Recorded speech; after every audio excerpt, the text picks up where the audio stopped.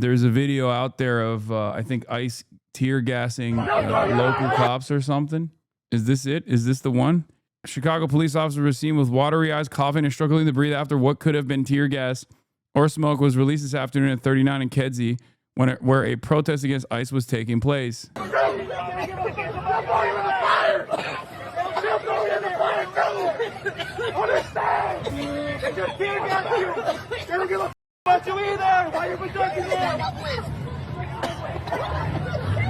Come on, man. Tomorrow it's you.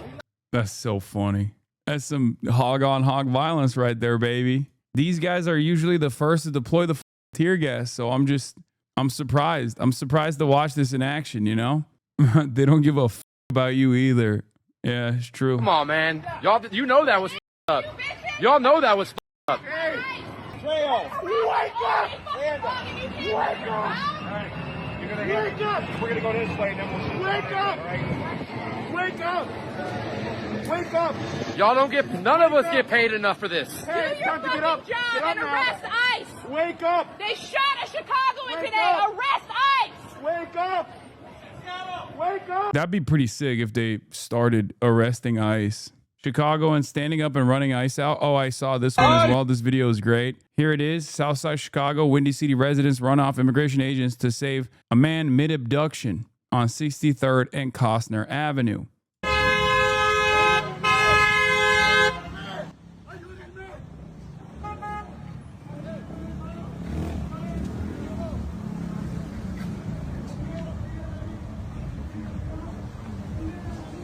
La migra!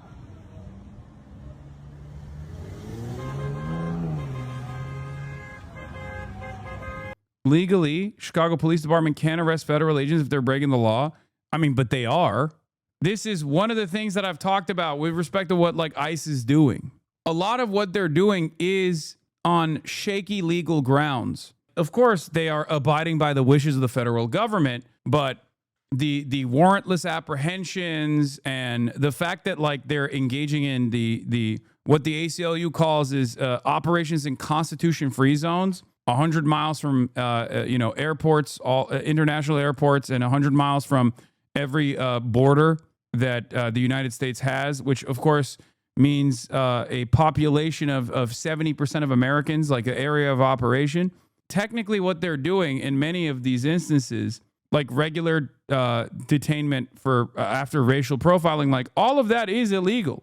And they know it's on shaky legal ground. And that's precisely the reason why they're doing it while they're masked. They lie about being cops.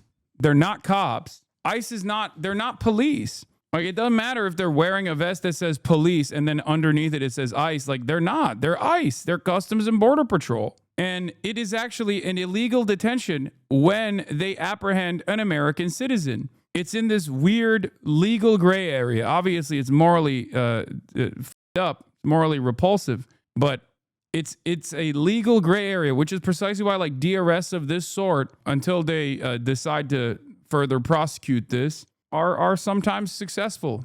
And I said this with like Mohsen Mahdawi, right? The difference between the Korean American or the Korean student in Colombia and Mahmoud Khalil or Mohsen Mahdawi was the fact that they actually apprehended those two, whereas they couldn't apprehend the other person because they just couldn't find her. They tried to, but I believe she wasn't at her apartment, so they just could not find her. And then a judge protected her. A judge said, yeah, you don't have any right to do this. And she got away. She got away scot-free because the administration was doing something that was up and illegal. So in this circumstance, like these kinds of incidents or any kind of like additional hurdle, what they consider to be obstruction of justice or an impediment to like police activity or whatever they choose to call it, can actually literally allow people to not fall victim to an unjust process.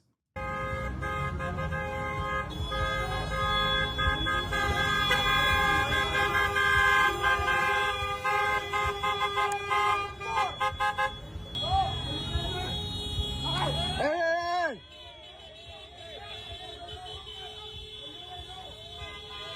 No! Fucking asshole. Look at this asshole.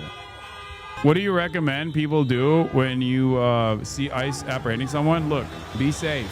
It's a choose your own destiny type adventure. Definitely record though.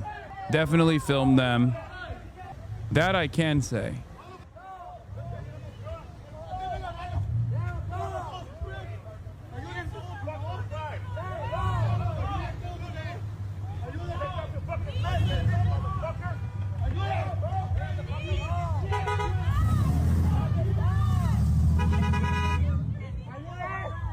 Let him go. Let him go.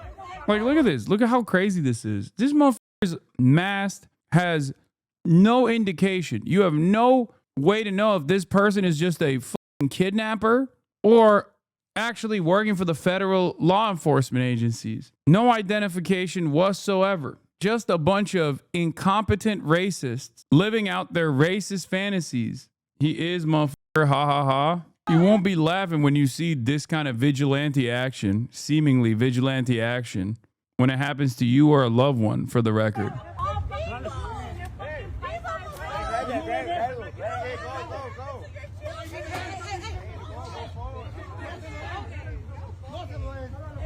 That's crazy. They're just straight up putting their bodies in between. Let him go.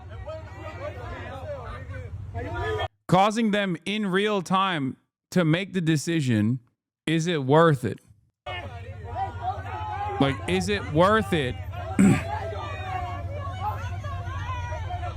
And then I guess they just fucking give up. By the way, again, unmarked vehicle, plainclothes cop, potentially, we don't know. But they, in real time, go, okay, is it fucking worth it? Is it worth it to continue with this apprehension and detainment? Now, the worst aspect of this kind of like cruelty for the sake of cruelty methods that you're seeing from ICE is that, like, there are going to be instances where they might be actually, in one of the rare instances, they might be actually trying to apprehend like a pedophile. You know what I mean? But this is what happens when the overwhelming majority of people that you're kidnapping without going through the proper process is that people end up losing confidence in federal law enforcement, especially for ICE in general. It makes total sense for them to not have any confidence. That is precisely the reason why they have to make sure that they're following the letter of the law every step of the way. This is in some ways, this is no different than like having Kash Patel be the director of the FBI and come out without a proper investigation with information that later is proven to be untrue. You can't do that. Every time you do that, you cause people to lose confidence.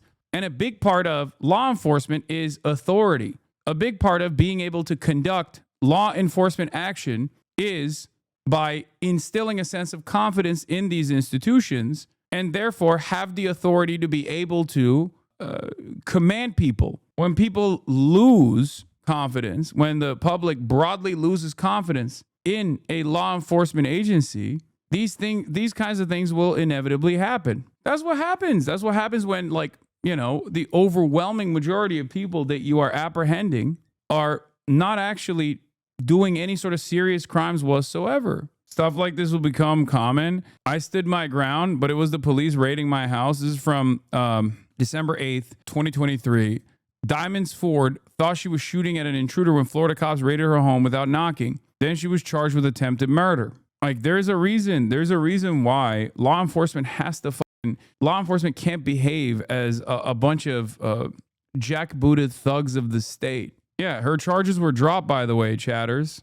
What a lot of cops don't realize is they're putting themselves in harm's way when they let this kind of shit fly.